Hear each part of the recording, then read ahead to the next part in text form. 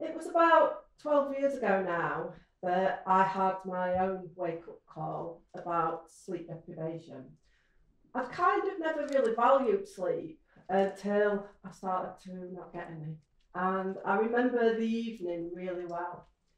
It was a gloomy September evening, and I was driving to Lincolnshire. And my role was to research stresses that families had when the child had a special educational need or a disability. And I kind of thought that I was going to know some of the answers to this because I'd been a teacher in special schools for many years. So I was thinking about things like behaviour management, numerous appointments, diagnosis, the emotional side of things. So I was driving along and I passed that sign on the motorway, don't drive tired. And I laughed hysterically at her and shouted, what do you want me to do? I'm always tired. And that's where sleep deprivation takes you, to talking to road signs. And I pulled into the car park and I gathered my papers up and I caught sight of myself in the mirror. And I wondered where the real me had gone, because what I was seeing in the reflection was not me. I was overweight. I looked really, truly exhausted, and that's because I was. My whole appearance was affected. Put my papers together and I walked into the room where the parents were already starting to share stories. And I sat down making notes. Then I put my pen and paper down because for the first time I actually realised that I wasn't alone. Other people were really struggling with sleep issues.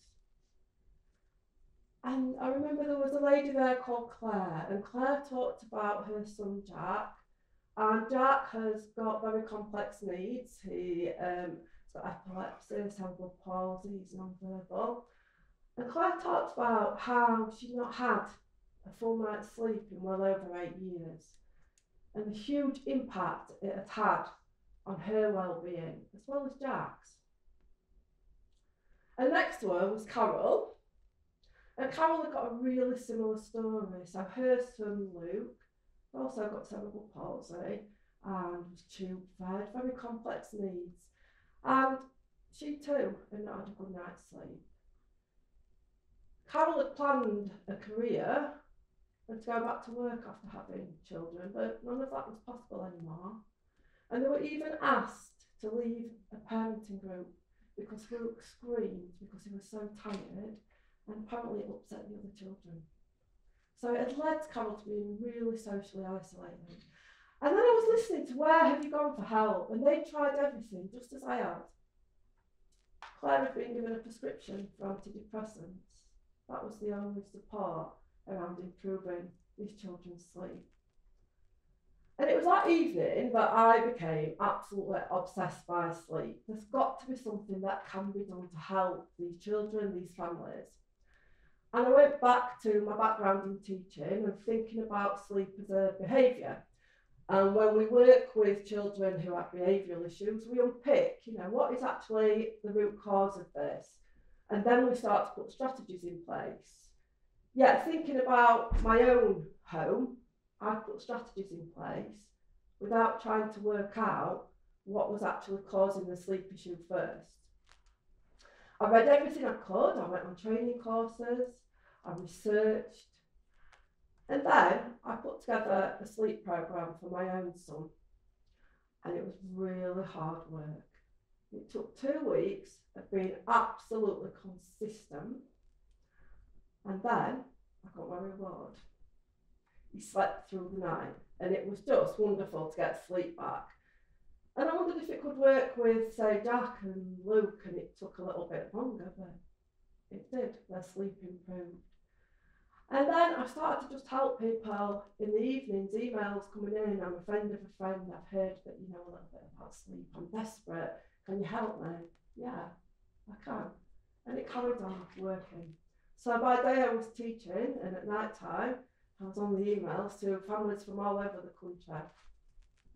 And in 2012 I decided that I would set up a charity, the Sleep Charity, because I wanted to help families who were really struggling, you know, because I could see that sleep was affecting their physical health, their emotional well-being, their mental health as well. And I was very naive when I set the charity up. I thought, you know, if you set a charity up, people give you money and then you can help people. And I've since learned that that is not at all how it works. We have to work really hard to bring in any income at all. Doncaster, however, went way beyond my expectations as my hometown.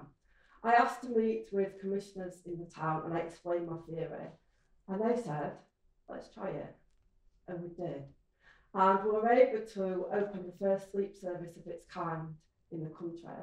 So in Doncaster, every family can access free support from the age of 12 months upwards. And it's highly successful, and it's also saving money. And the sleep practitioners who run that are Claire and Carol. They did go back to work. So what I want to share with you are some messages about sleep. People want me to give top tips. How can I get a good night's sleep? But it's not that simple. Sleep's a complex thing. So the first message that I would share is to start to understand about sleep. So educate yourself about sleep. It's something that we're often not taught about in schools, yet it's vitally important. And one of the reasons that I'd had sleep issues as a parent is because I'd not understood that we sleep in cycles and that we develop things like sleep associations that mean if they're not in place at the start of the night and things change, we wake up. And I needed to review what was happening in my home. I'd been the parent who bought these quick fix solutions that you find in stores. I'd had the lullaby show on that helps them to fall asleep. I'd not realised that a lot of these wakenings were because it had turned off, and actually this was now a sleep association that was needed. And once we understand about sleep, we can start to work out why sleep might be going wrong. And when we can start to work out why it's going wrong, we can start to put in strategies that will address it and that will work. The second thing that I would say to people is look at a bedtime routine. And I was the mum who said, I've tried bedtime routines and they don't work. And they didn't work for me at that point because I wasn't putting in a good routine. I wasn't putting in a good routine at the right time because I didn't understand about sleep. So we've all got a circadian rhythm, but it doesn't run precisely on a 24-hour cycle. So we really need routine in order to pin our body clocks and help us to feel tired at the same time each night. And we also need routine in order to get up each morning and to pin the body clock at both ends of the day. Vitally important. And the third thing that I want to share with people is to be positive about sleep. So we hear about negativity around sleep. We know the huge impact it has in terms of mental health, anxiety, lowering immune systems, all these messages that we're being sent. But these can cause us to become more anxious and it gets more difficult to sleep. So what I would ask people to do is to start thinking positively about sleep. View the positives that sleep can bring into our lives. If you're parents, think about the language that you use to your children about sleep. Promising to keep them up late as a treat is not great. Who wants to be sleep deprived for fun? Saying that you're going to send them to bed as a sanction is not the way that we need to be framing sleep. We need to be framing it as something that's wonderful, as something that we need to value in order so we can all meet our full potential. I hope that some of the messages will help some of you today to have your wake-up call. Thank you.